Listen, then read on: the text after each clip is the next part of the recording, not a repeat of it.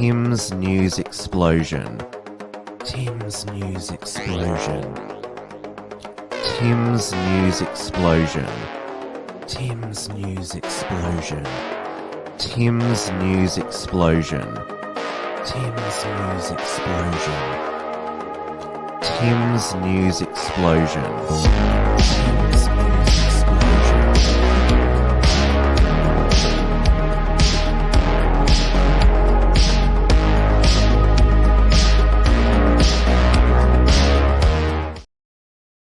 Hello, everyone, and welcome to another Tim's News Explosion on this Monday, the 30th of January, 2023. We are back live tonight on the Wilmsfront YouTube channel and, as always, on DLive and Odyssey, and as well as on the Interactive Entropy software, which I've put the link into the live chat, where you can send myself a direct question, or even better yet, send through a super chat to support Unshackled Productions. Hello to all my regulars in the chat. The question so far that a few have is, are they banned on the Wilmsfront channel? No, you're not. I can see your comments right and nicely, everyone. Hadron, Kesho, Ron, Peak, Aussieman, good to see you all there. It is 8:30 p.m. here in Melbourne, Victoria, where last night Novak Djokovic of Serbia smashed his way through to a 10th men's singles Australian Open title, and there to witness his, it was his 10th Australian Open, his 22nd Grand Slam overall, was Bill Gates, the probably the biggest and richest COVID vaccine pusher in the world. And so there's Bill Gates there. You can see all his, healthy features there. His men's pregnant belly and his massive man boobs. I don't know how many jabs he's had, but he's still got COVID anyway. And next to him is unvaxxed Novak Djokovic, who he won in 3 sets against Greek Christos Sopanis. I probably mispronounced that wrong. He was on fire all throughout the tournament. And normally when he wins a Grand Slam, Novak, he celebrates in alpha hypermasculine style by ripping off his shirt and hollering, but given how he was treated attempting to defend his Australian Open last year, his post-match reaction, he was obviously feeling a lot of emotion, and his comments post the game were very humbling, and he also paid tribute to his friends and family. And because the scandal with Novak this year was not his vaccination status, but the fact that his father, who was not at the final, after every match that his son plays, he greets fans outside, and there was a number of Russian fans of. Oops, sorry, I said the name of one of those countries which you're not allowed to name. So Russian and Belarusian flags were banned from Melbourne Park, and so these are some Russian fans of Novak Djokovic, because both Russia and Serbia are Orthodox countries, and so they have a shared culture, Christian religion, and they've been allies for a lot of history. And at least one of them had a Russian flag with Vladimir Putin's face on it. And apparently Novak's father said, "Long live Russia," which apparently you're not allowed to say that Russia should exist because it's Russia and Belarus are supposed to be cancelled countries. They're apparently not supposed to exist in the current year. So all he was just saying is that, well, he hopes Russia lives. Though we were later told by Novak himself that his father said cheers, and they both said we witnessed the horrors of wars in the 1990s, when there was obviously the Balkans War with the breakup of Yugoslavia. So they both condemn wars, as most normal people condemn war. So his father decided to avoid any unwanted attention. I decided to skip both the semi-final and final, which was a real shame there.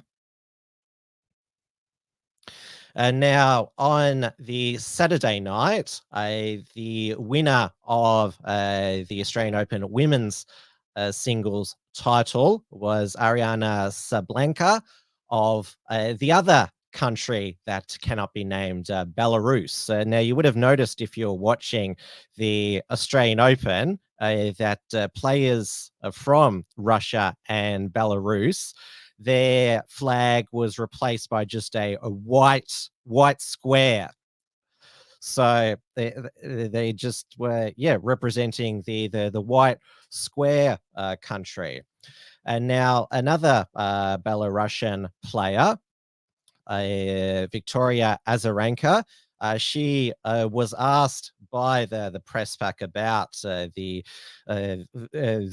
who are displaying the Russian and Belarusian flags, and what do you think of them trying to hijack the Australian Open. And she was having none of the journalists baiting, and gave it right back to them as they were trying to politicize an athletics tournament.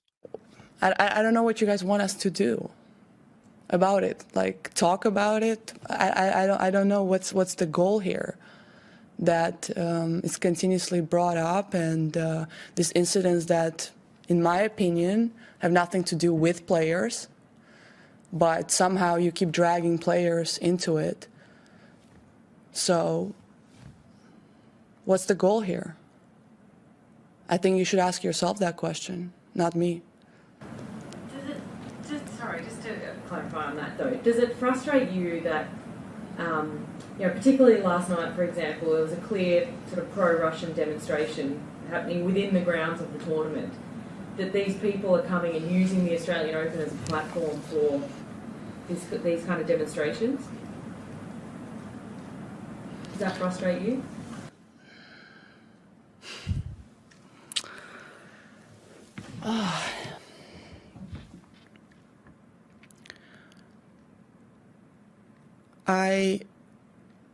Whatever the answer I'm going to give it to you right now, it's going to be turned whichever way you want to turn it to. So, does it bother me? What bothers me is there's real things that's going on in the world. And I don't know, are you a politician? Are you? Are you covering politics? No, I'm a sports journalist. Yes, and I'm an athlete, and you're asking me about things that maybe somebody says are in my control, but I don't believe that. So I don't know what you want me to answer. And if it's a provocative question, then you can spin the story however you want.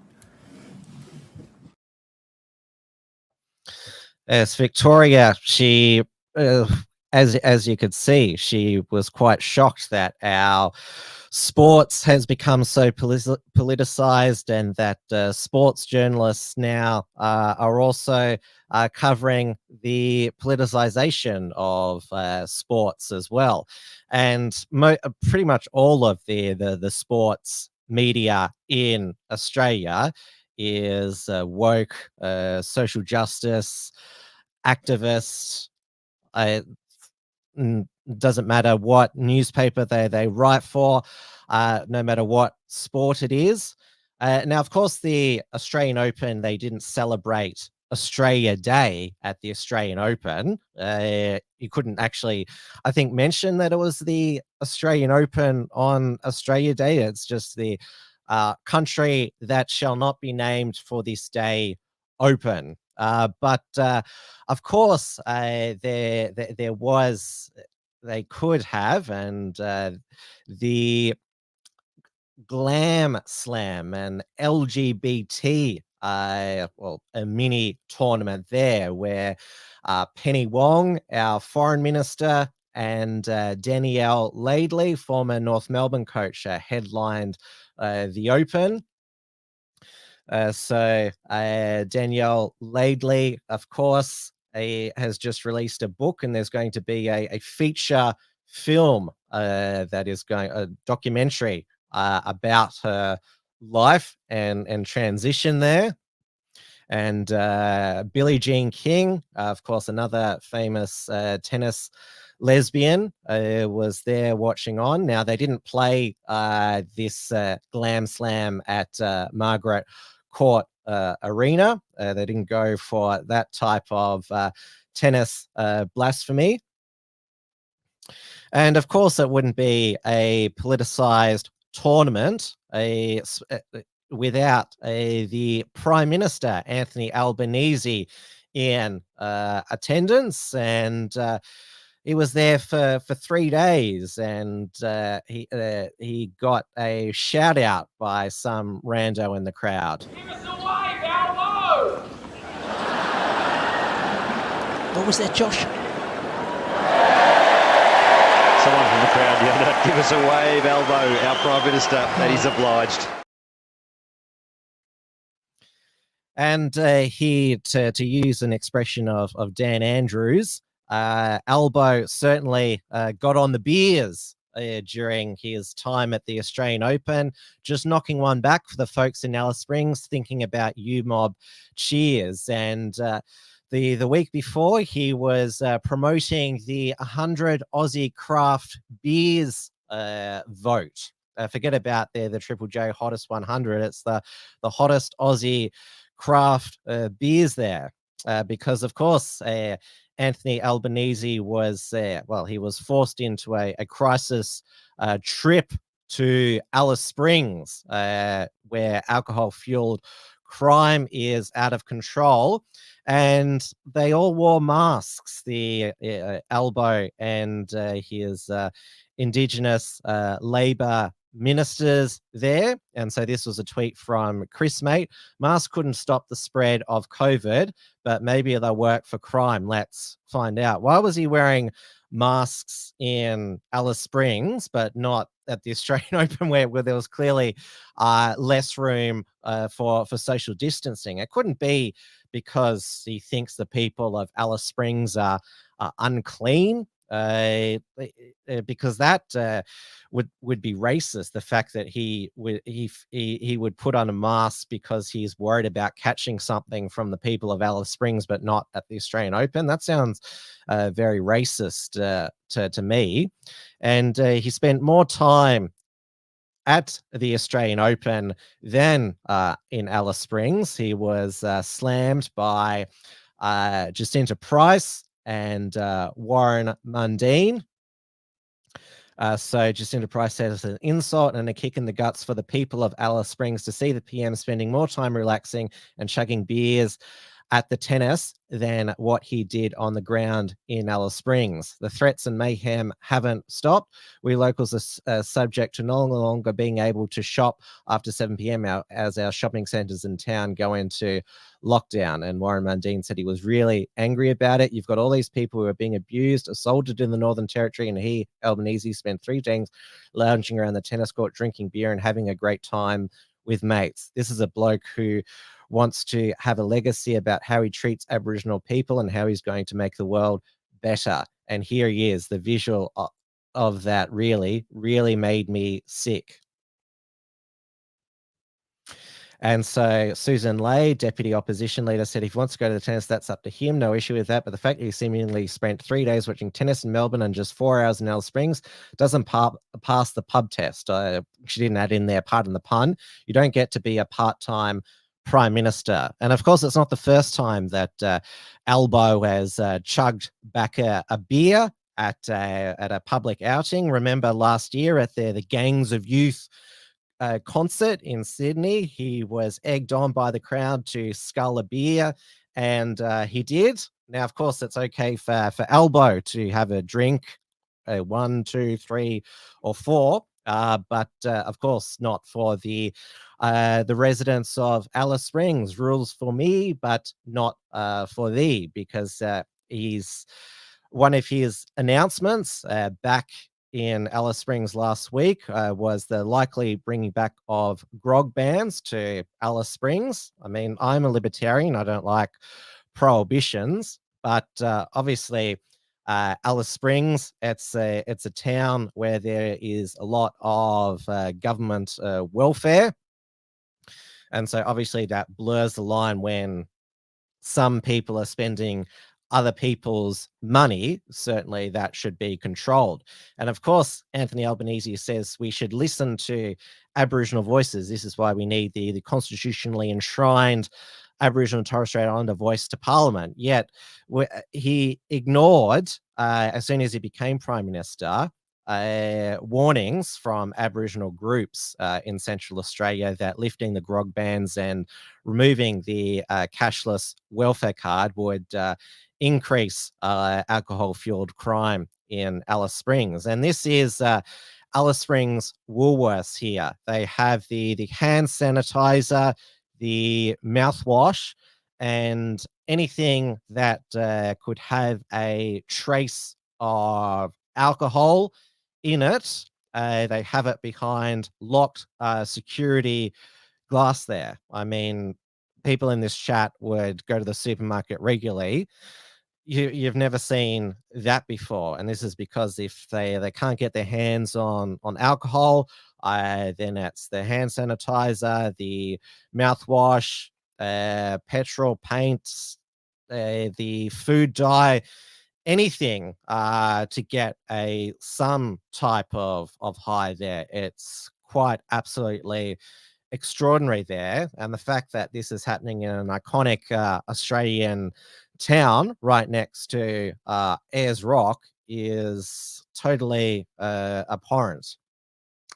But don't worry, residents of Alice Springs, because Peter Credlin is doing some special reporting from Alice Springs. And this is another one of these satire headline websites, the Collingwood Gazette. Drink driver Peter Credlin offers unsolicited advice to Indigenous communities about alcohol.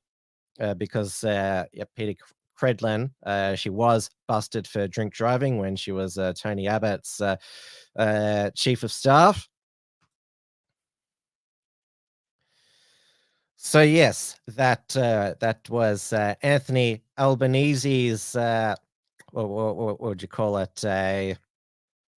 Or he would probably argue that he's just keeping up appearances by attending all these important national events.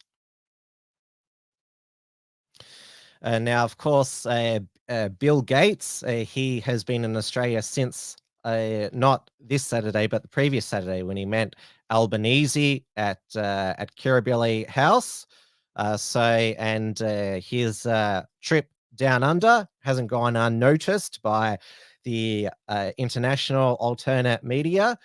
So he's been flying around Australia. Obviously, he started in Sydney, has ended up in Melbourne. He has a $70 million private jet. After he met with Anthony Albanese, he spent some time relaxing on Lizard Island on Queensland's Great Barrier Reef. And he also gave a lecture at the Lowy Institute in Sydney, where he warned that the next pandemic, which could be man-made and far more brutal than COVID, we need to be prepared. because Bill Gates is part of the global strategy to have a vaccine within 100 days of a pandemic being declared. And of course, he praised Australia's lockdowns before the vaccine rollout. We'll get to the latest a COVID and vaccine news later in the program. Now, as I mentioned, the Australian Open didn't recognise Australia Day. The AFL clubs, they all put out a statement on Australia Day saying what a shameful celebration it is, no pride in genocide, that stuff. And there was also the news about one of the AFL's most well-known players, Bailey Smith, who tweeted that I don't think he tweeted, but said that we needed to change the day. And I think the strategy behind getting mainly male athletes behind all of these social progressive changes is because they're the most hyper masculine members in our society. And so the purpose is that, well, if they're for all of these modern ideas, then I guess the rest of society should be. His words were, change the fucking date, as he labels the public holiday Invasion Day. Now, good luck in the capital city CBDs attempting to display an Australian flag on Australia Day. The Invasion Day mob, pardon the pun, invade the CBDs, and they went up to this Asian lady wearing an Australian flag shirt to abuse her.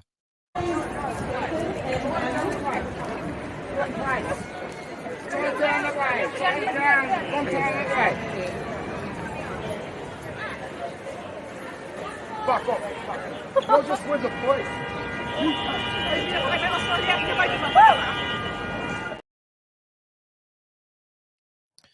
And she wasn't the only one. Dr. David Adler of the Australian Jewish Association posted a photo of a Thai Australian small business owner, called her the sort of migrant who embraces Australian values. Proudly wearing an Australian flag t-shirt and displaying the Australian flag, put the leftist whingers to shame. And obviously, if you are chosen to migrate to Australia, you obviously want to embrace, engage in the culture, and so you're going to want to celebrate the National Day. And despite the Invasion Day activists trying to get louder and the media giving them glowing coverage, even Neil Mitchell, who declares that he has his finger on the pulse of Melbourne, declared that Australia Day is on its last legs. But 2/3 of Australians still support Australia Day being on January 26th. And the people who want to change the date, a lot of them, they want to abolish the date. They're never going to be satisfied with a day of Australian pride. And a lot of them don't even believe in Australia. They want to abolish Australia completely. I mean, they on their Twitter location, they say they're on Wada country or Naarm instead of Melbourne, for example. And so they don't even recognize Australia. So, of course, this is why Australia Day needs to be defended and kept, because if it falls, then these activists, they're going to want to totally dismantle the the Australian nation, and well, they don't believe that the Australian project shouldn't have happened at all. What did Lydia Thorpe, her latest contribution to Australia Day, is that Aboriginal people are still at war with the colonial settlers, even though she has white heritage herself through her father's side. And of course, they brought back their pay the rent campaign to donate 1% of your salary to their chosen Aboriginal charities. Now, I wrote about this at the 2020 Australia Day in the lead up to that. And I make the point, given the billions and billions of taxpayers' money that both federal and state governments give to the area of Aboriginal, Indigenous, First Nations affair, whatever it's called. So the federal government spends 1.5 times as much on Indigenous people on a per capita basis, or 1.64 times if indirect spending, such as transfer to the states and territories, are included. On average, federal expenditure on Indigenous Australians is approximately double the per capita expenditure on non-Indigenous Australians. So we are paying the rent, if you accept the premise of their argument for the rent to be paid. So that's just another white guilt trip stunt there, and cash grab there. Now, of course, the Australia Day awards for this year, there were no Australian of the Year awards for white men. So the Australian of the Year was Taryn Brumfitt, a body positivity activist who nobody had ever heard of. That's apparently on the left here, when she was a model, and after, when she embraces her body. And so she had a Netflix documentary. That's apparently how she rose to prominence. So it was called, Embrace, and she's working on a follow-up to it. She wanted to create a new documentary, Embrace Men, which will focus on rising body image concerns among males, to complete her trilogy of documentaries. And the Young Australian of the Year was Sudanese-born Socceroo Awa Mabil.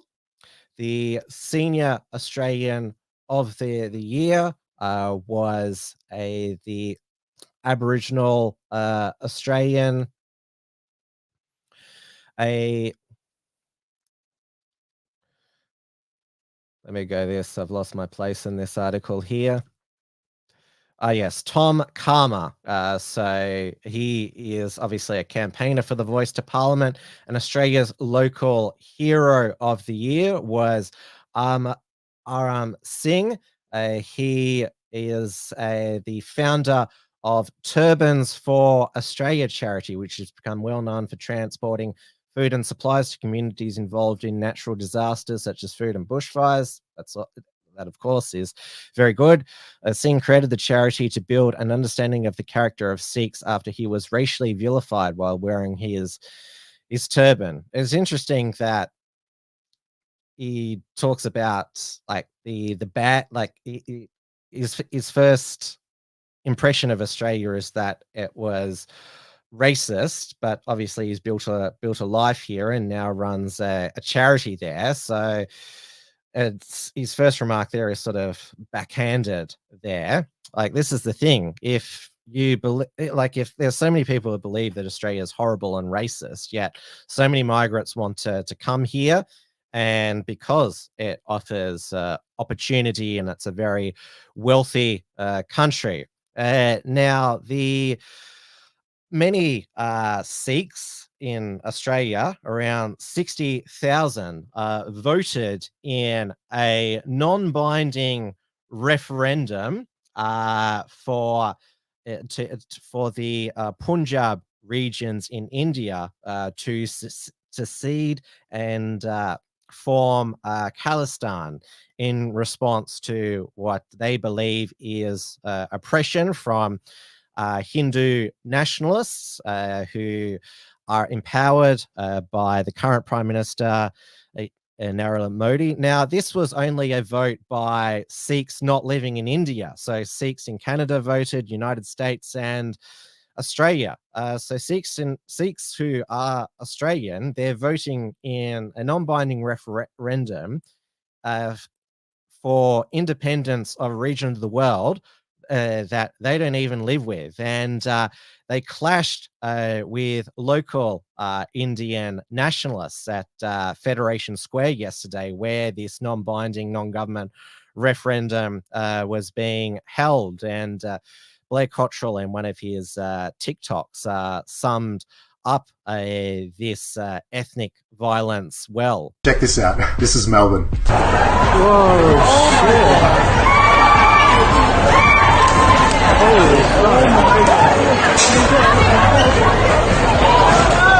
Get the police! This guy here is really copping a beating. This makes me think it might be a good time to let you guys know that the Australian government is planning to increase migration numbers to record levels. They want over 200,000 by the end of the year. 200,000. I suppose for business leaders and their government partners, they think this is great because it's just cheap foreign labour. But what they don't consider is a lot of these migrants don't like each other very much. They have ancient religious feuds, and those religious wars are now being fought on our city streets. But I suppose the goal of the government and big business is just to import migrants to drive wages down, and so they don't really care. Whoa, shit. And David Hiscock of the XYZ, his headline was Melbourne Race War, Armed Hindus and Sikhs Do Battle. Diversity is our greatest strength. Now, previously on Tim's News Explosion, I brought to you the Leicester sectarian riots, Leicester, a city in the UK, where Indian Hindus and Muslims rioted for weeks on end. It was apparently triggered by a cricket match that occurred there.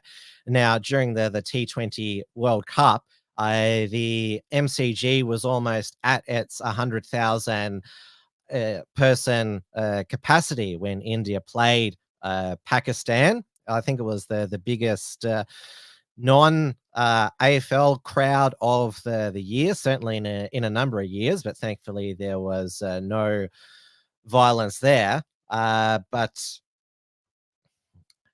there is obviously when there is mass migration, where there is no incentive to integrate because they can settle in their ghettos and communities, they still hold on to a lot of their prejudice from their former countries that they've migrated to.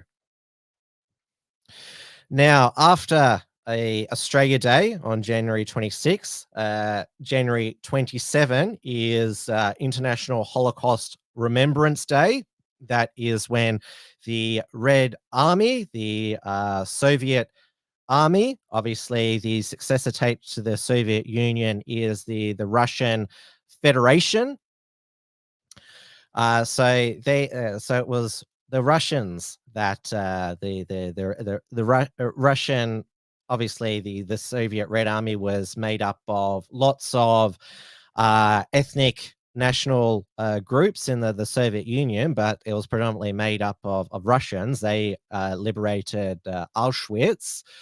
But despite them being the liberators of Auschwitz, they were not invited to the 78th anniversary of their own liberation of the Auschwitz-Birkenau Nazi concentration camp because of the Russia-Ukraine conflict. conflict. Paweł Sawicki, a press officer for the museum, told Yahoo News, because of the attack on a free and independent Ukraine, representatives of the Russian Federation have not been invited to participate in this year's commemoration event on the anniversary of the liberation of Auschwitz. And so Russia has responded, no matter how our Russian non-partners contrived in their attempt to rewrite history in a new way, the memory of the Soviet hero liberators and the horrors of Nazism cannot be erased. Isn't this because I saw that for a Holocaust Remembrance Day on the Australian media, the Australian Council of Australian Jury had lots of media appearances, and they released their annual report on anti-Semitism in Australia. They claim that the Holocaust is not well taught amongst the younger generation in schools, and this is apparently why we have this rise in anti-Semitism. I know when I was at school, I was told heaps about the horrors of the Holocaust and Nazi Germany, but in 2023,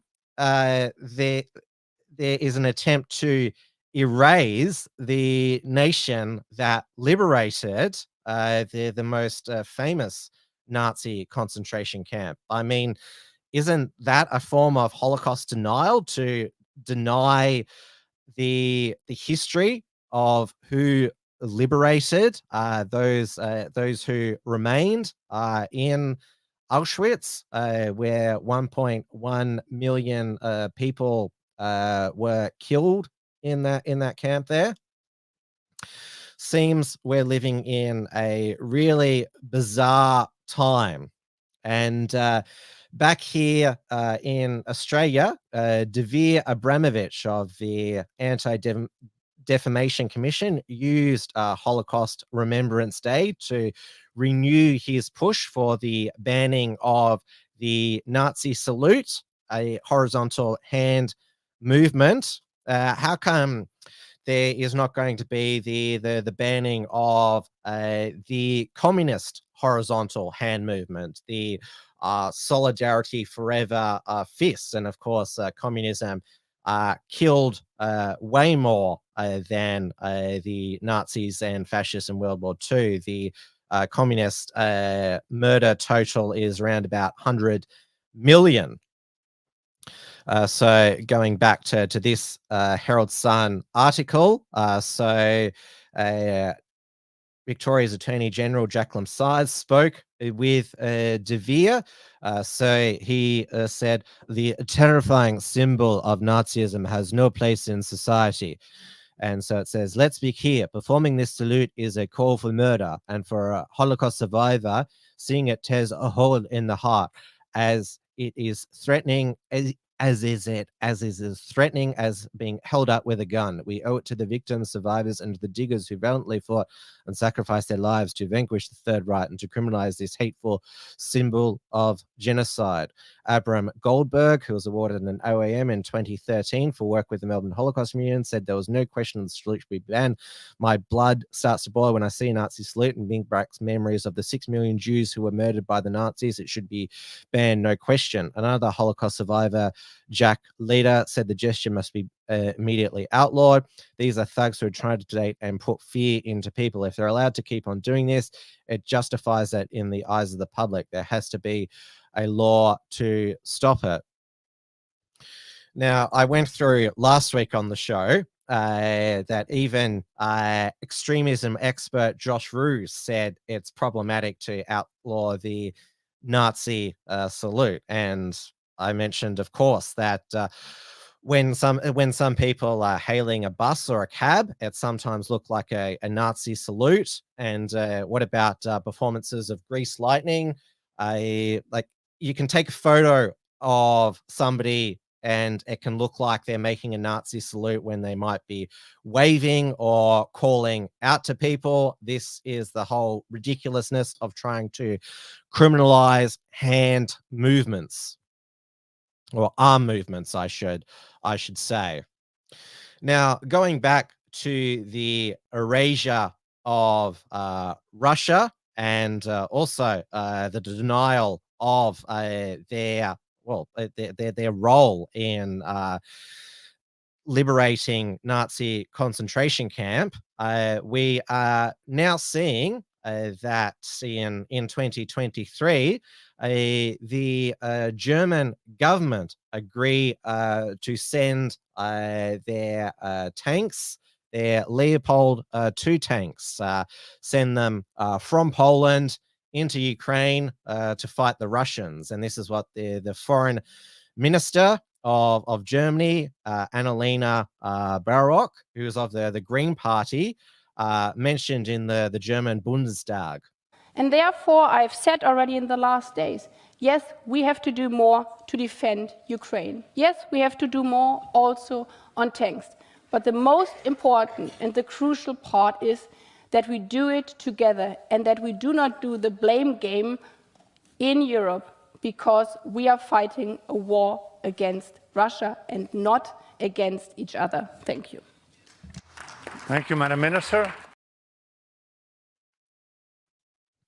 Now, the German government have been very reluctant so far to send tanks through from Poland to Ukraine to fight the Russians, because the last 2 times that they did that, millions of Germans died, and also they lost territory.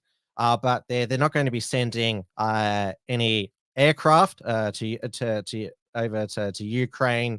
They're still drawing the line at that. But yes, the Germans are going east again. 80 plus years later after the last time they went east, and both times in the 20th century it ended in disaster for Germany.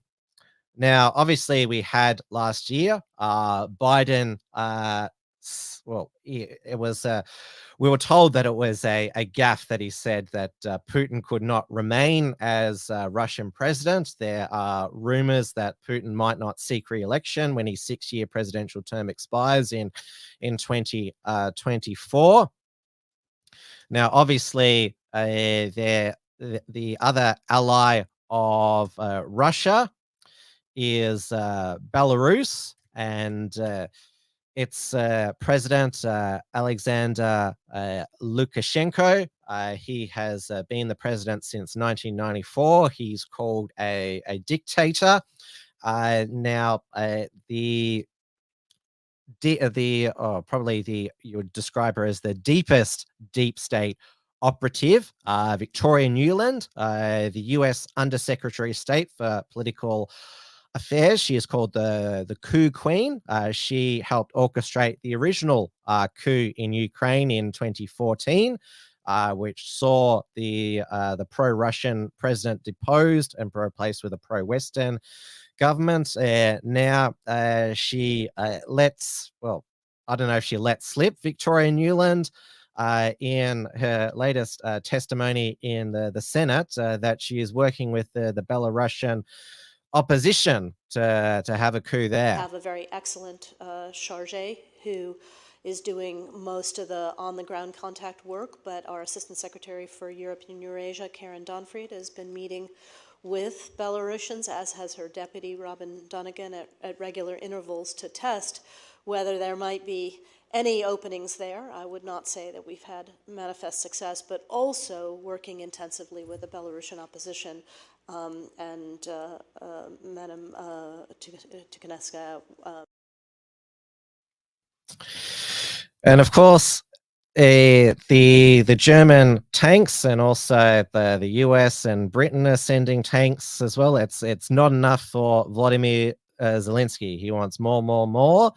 And well, the US deep state and NATO are still giving him plenty, and he's not going to sit down with Vladimir Putin to negotiate. Zelensky called him a nobody, which sounds like a Trump-style insult there. I mean, Vladimir Zelensky was a celebrity before he was president, like Trump as well.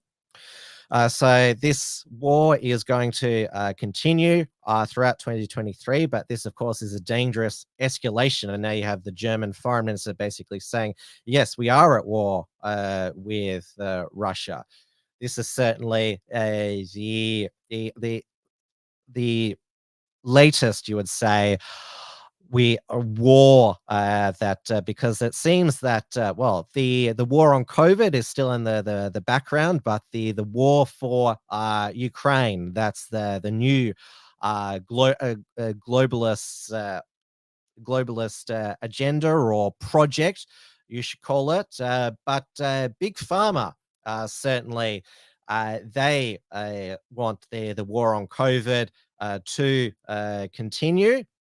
And Project Veritas managed to get the Pfizer head of research and development, Jordan Tristan Walker. They managed to entice him on Grindr to a date with one of their undercover operatives, and he basically admitted that they're looking to mutate COVID so they can have vaccines when the mutations start to infect people. So the way that we're thinking about it, don't tell anyone this. You probably shouldn't tell anyone. You probably shouldn't tell anyone. Okay? Yeah. Okay, but we're exploring like now. You know how the virus keeps mutating? Yeah. Well, one of the things we're exploring is like, why don't we just mutate it ourselves so we could create undoubtedly develop new vaccines, right? So we have to do that. If we're going to do that, though, there's a risk of like, as you could imagine, no one wants to be having a pharma company mutating viruses. Yeah. So we're like, do we want to do this? So that's like one of the things we're considering. Okay. Like the future, like maybe we can like create new versions of the vaccines and things like that. Okay, so Pfizer ultimately is thinking about mutating COVID? Well, that is not what we say to the public. No. That's why it was a thought that came up at a meeting, and we were like, why do we not? It was like, we're going to consider that with more discussions. Okay. That exact reaction, right? We're like, wait a minute, like, people won't like that. What's the goal for Pfizer of doing that? So probably what they want to do is like to try to figure out, to some extent, like, you know, there's all these new strains of variants that just pop up. Why don't we try to like catch them before they pop up in nature, and we can develop a vaccine prophylactically for like new variants. Yeah. So that's why they're thinking like if you do it control in the lab, then we say, oh, this is an epitope. And so then if it comes out later on, like in the public, we already have a vaccine kind of working on it. Oh my god, that's perfect. Mm-hmm. Like, isn't that the best business model though? Like, just control nature before nature even happens itself, right? Yeah. If it works. What do you mean if it works? Because like some of the times there were just mutations that pop up, right? And we're not prepared for it, like with Delta or Omicron, right, and things like that. So who knows? I mean, either way, it's gonna be a cash cow. COVID will probably be a cash cow for us for a while going forward. Like, yeah. I obviously like. Well, I think the whole, like research of the viruses and mutating it, like, would be the ultimate like cash cow. Yeah, it'd be perfect. Hey there, is this seat taken? You work for Pfizer. My question for you is, why does Pfizer want to hide from the public the fact that they're mutating the COVID viruses? Is this real life? I'm literally a liar. I was trying to impress a person on a date by lying. This is absurd. Please don't touch me. Well, this is not. By the way, don't tell anybody. Someone who's just working at a company to literally help the public. You f***ed up. You really did. Please bring the cops as soon as possible. I'm really very unsafe. Can you please unlock your door? No, don't let them leave. Please unlock the door. Give me what is going on here? Please unlock. Please unlock the door. Please unlock the door. Unlock the door. We're trying to unlock the door. Unlock the door. So after he's confronted by James O'Keefe, the director of Project Veritas, so we see that that Jordan Tristan Walker flips out and falsely imprisons the Project Veritas team by asking the restaurant to lock the doors, and also assaults one of their cameramen. And he says that he was lying to impress a date, which is that's a very weird dating strategy. Yeah, I work for this big pharma company and we're thinking of creating more mutations of this virus that has caused so much trauma and suffering around the world, so we can increase our cash cow. And the reason that he tripped out there is because, well, he'd probably violated his employment confidentiality clause there. And it seems that Project Veritas, they seem to be able to get a lot of these hidden camera confessions via enticing people on Grindr. There was obviously previously the dean of students at that Chicago private school who bragged to his assumed date that he brings butt plugs and dildos for the students to play with, and brings drag queens in to celebrate diversity.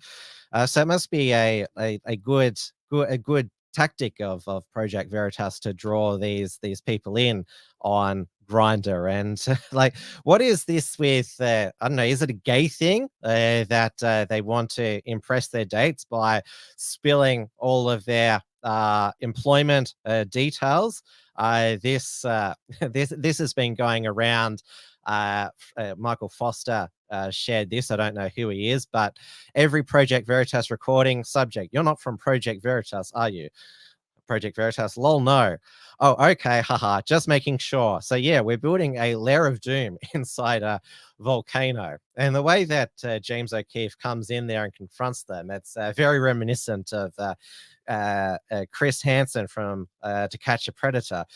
Why don't you ever sit right over there? Also the classic police prostitution stings that was satirized in that South Park episode, Butter's Bottom Bitch, where the South Park detective goes undercover as a prostitute to sting various people, and one of them asks, "Sure, you're not a cop, are you?" No way. And then yeah, after the exchange happens, like, if you're that paranoid about, like, you know, somebody telling something else, a secret of yours, maybe don't tell the secret.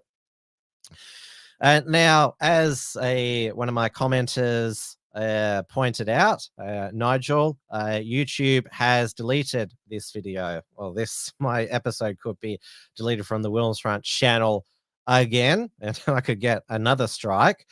And it hasn't been mentioned much by the mainstream media. Of course, Tucker Carlson, Fox News, did a segment on it. The Daily Mail, though, withdrew their story on this Pfizer R&D director.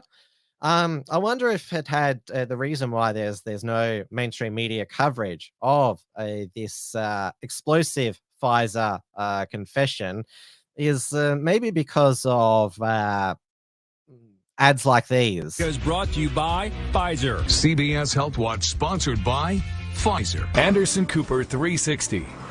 Brought to you by Pfizer. ABC News Nightline. Brought to you by Pfizer. Making a difference. Brought to you by Pfizer. CNN Tonight. Brought to you by Pfizer. Early Start. Brought to you by Pfizer. Friday night on Aaron Burnett Out Front. Brought to you by Pfizer. This Week with George Stephanopoulos is brought to you by Pfizer. This weather report brought to you by Pfizer. Today's countdown to the royal wedding is brought to you by Pfizer. And now a CBS Sports Update brought to you by Pfizer. Meet the Press Data Download brought to you by Pfizer. This portion of CBS This Morning sponsored by Pfizer. On how to find the hidden sugars in the American family diet. Sponsored by Pfizer. Now, Pfizer did break their silence, so they put a statement on their website. Allegations have recently been made related to gain of function and direct evolution, because that's the term that he used. It's not gain of function, it's directed evolution. Research at Pfizer and the company would like to set the record straight.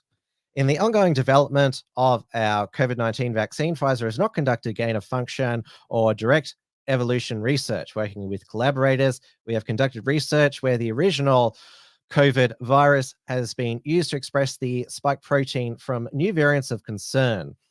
This work is undertaken once a new variant of concern has been identified by public health authorities. But it goes on down here to say, it says, in a limited number of cases when a full virus does not contain any known gain of function mutations, such virus may be engineered to enable the assessment of antiviral activities in cells. In addition, in vitro resistance selection experiments are undertaken in cells incubated with SARS-CoV-2 and Nimarova in our secure biosafety level 3 laboratories to assess whether the main protease can mutate to yield resistant strains of the virus. It is important to note that these studies are required by US and global regulators for all variant products and carried out by many companies and academic institutions around the world. Fact-based information rooted in sound science is vitally important to overcoming the COVID-19 pandemic, and Pfizer remains committed to transparency and alleviate the devastating burden of the disease. So no, we do not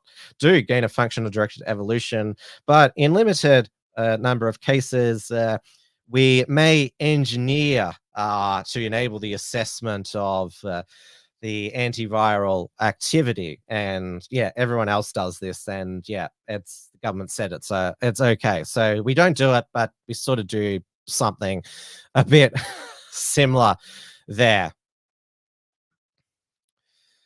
Now, obviously, we had, I mentioned earlier, Bill Gates warning about we've got to be prepared for the next pandemic, and warns that it could be man-made. And obviously, there's been a lot of hypothesis about what could be the next pandemic. Like this one, well, for most normal people, it should have it should be over. There's obviously the people who wear 3 masks and well, they still want more COVID boosters as well. So the BBC they did a feature article about could a fungal pandemic turn us all into zombies? So this is what a fungus does to it can do it to ants. So it devours its victim from the inside, extracting every last nutrient, hijacks the mind of its hosts. And so in a scene more disturbing than the scariest horror movie, a tendril of death erupts on the head. The fruiting of the body fungus showers spores on everything around it, dooming others to the same zombie fate. And so this was this zombie pandemic is in a video game called The Last of Us. And as you know, I've been binging on the X-Files. There was an X-Files episode on this about a fungal spore that when it bursts out of the chest of the person infected, it infects everyone else around them there. So Dr. Neil Stone, he is from he is from, where is he from here? He's from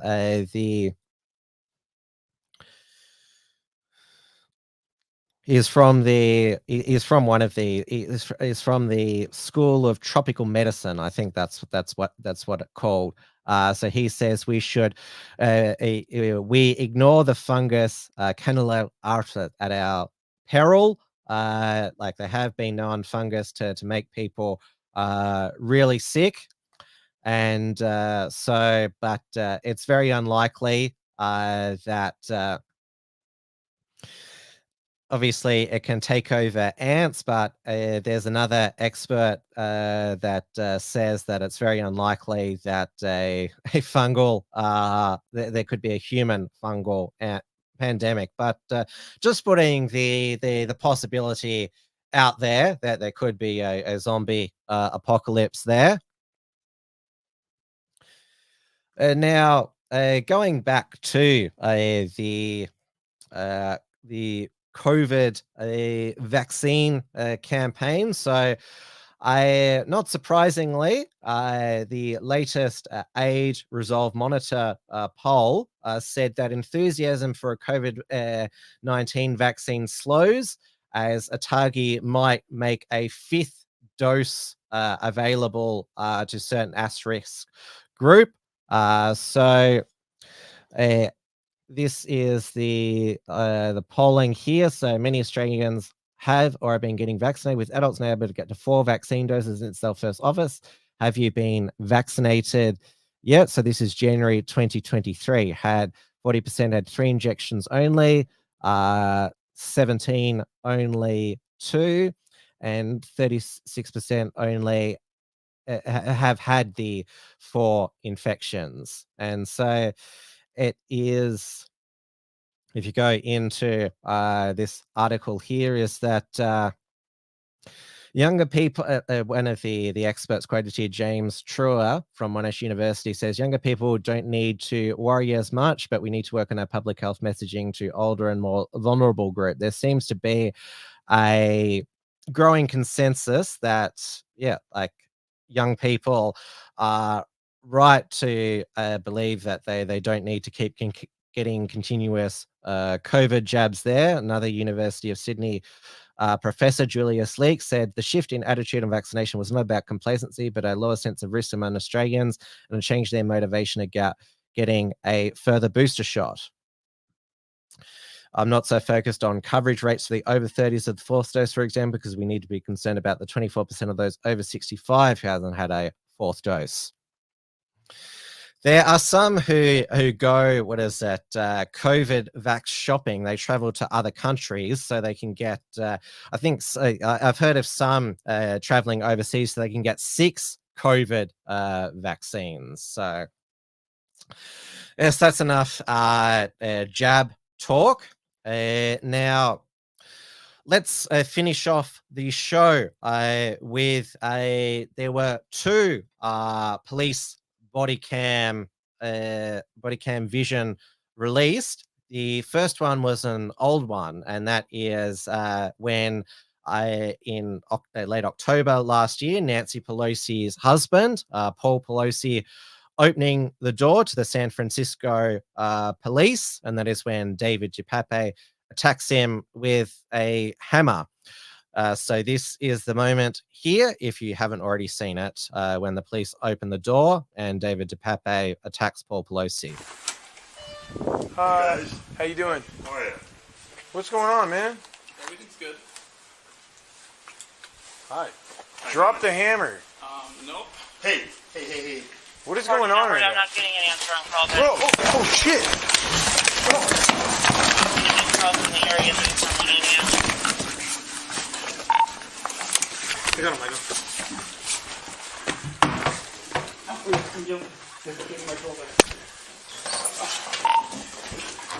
Edward 14, Edward, send back up, code 3. Code 3 back up at 26. Give me your fucking hand! Give me your fucking hand! 40 Broadway for 14 hours.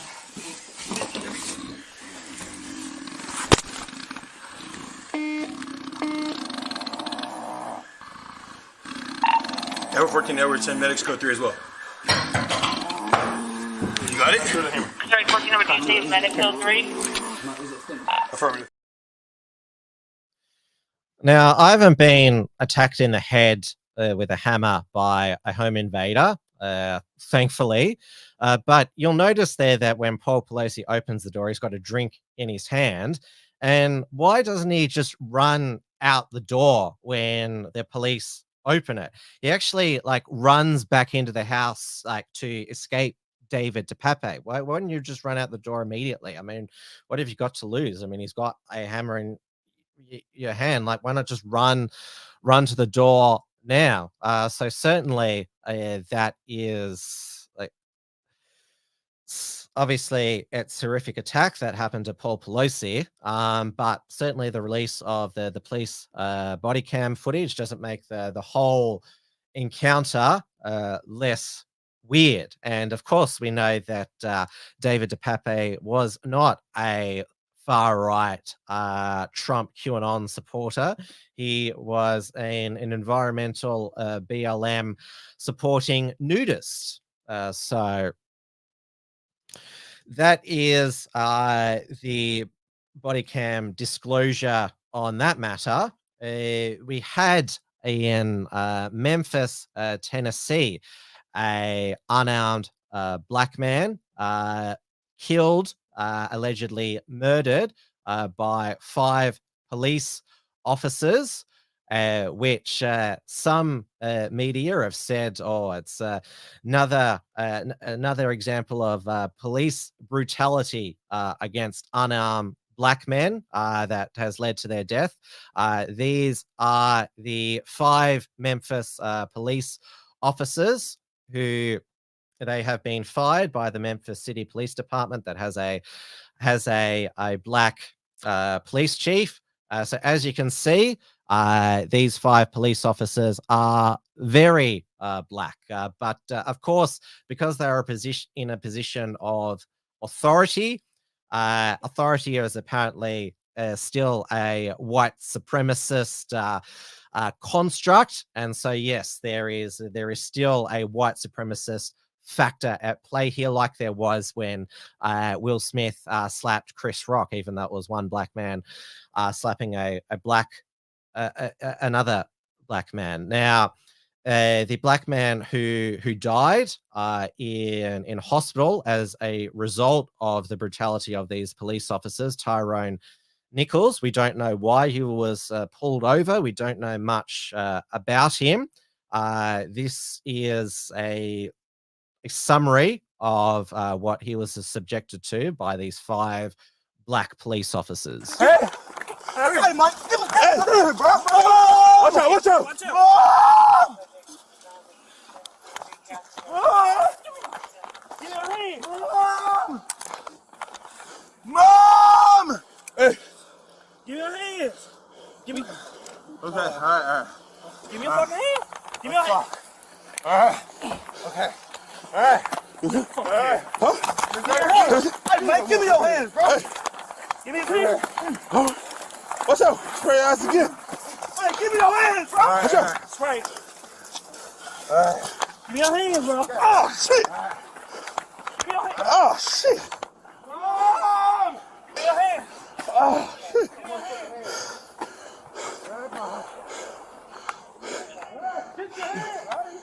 Give me a hand. Turn around. Lay back. Lay back, goddamn.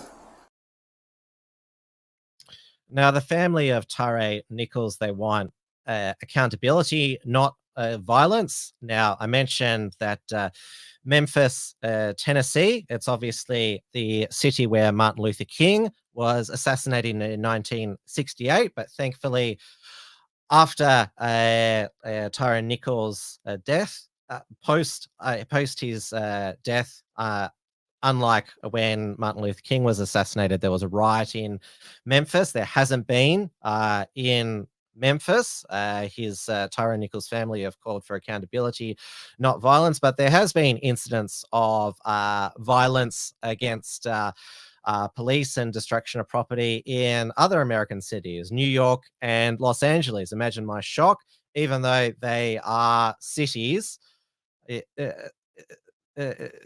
cities where the incident of police brutality didn't take place. Now, Memphis, it is 2/3 black. It has, as I mentioned, black police chief, and it is also run by Democrats as well. Yet it is white supremacy and Republicans' fault as well.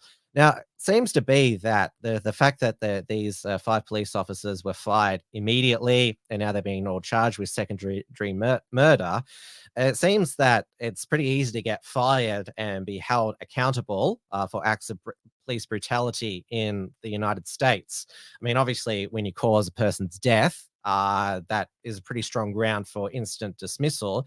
But it certainly seems a lot easier to hold police accountable, get them out of the force in the United States than in Victoria, for example, where Victoria Police can pepper spray grannies, choke women for not wearing masks, and not the worst that happens to them is that they get suspended with pay while there's an internal investigation, and maybe they'll get charged. But thankfully, Victoria Police, they didn't end up killing any of the people that they brutalized during their COVID lockdowns there. Nigel 13 says, hired for diversity, no joke. Well, the Memphis Police Department, they actually relaxed their hiring criteria for police officers back in 2019, and one of the other officers also had a incidents of brutality when he worked as a prison guard there. So there obviously is a combination of factors that led to this. But Antifa is very disappointed that the protests against police brutality and the vigils for Tyrone Nichols have been actually mostly peaceful. So that's it for Tim's News Explosion. Now, if this episode does get taken down off YouTube, then you'll be watching the live replay on Odyssey. So make sure you subscribe to the Wilmsfront Odyssey channel. That's where all archives of Tim's News Explosion and Wilmsfront featured interview shows are. There won't be a Wilmsfront featured interview show this week. I've still got to work out a new night since the increasingly popular Joel Davis and Blair Cottrell Odyssey and Crazy TV live stream is on 8 p.m. Australian Eastern Time. I tune into it every week, and I know a lot of people here do as well. There's new reports from Richard Wollstonecroft. I filmed some up at his residence last Friday. So released the first on the Alice Springs crisis, and there'll be more to come, particularly on the latest of the globalists. We know Richard has an opinion or two about them as well. And of course, keep checking out the unshackled.net for latest news in our Unshackled Productions archive. And of course, if you want to support the work of the Unshackled, but don't want to send through a super chat, we have our Unshackled membership program. Bronze, $5 per month. Silver, $10 per month. Gold, $25 per month. Platinum, $50 a month. And also you can directly donate there as well. So that's it for tonight. Thank you all so much for watching. And I will see you all next Monday for another Tim's News Explosion. Until next time, stay safe, stay sane, stay free, and also make sure that you stay across the facts, because I've been covering some pretty crazy revisionist news and history this week, that's for sure. Good night, everybody. Tim's News Explosion. Tim's News Explosion. Tim's News Explosion. Tim's News Explosion. Tim's News Explosion. Tim's News Explosion. Tim's News Explosion. Tim's News Explosion.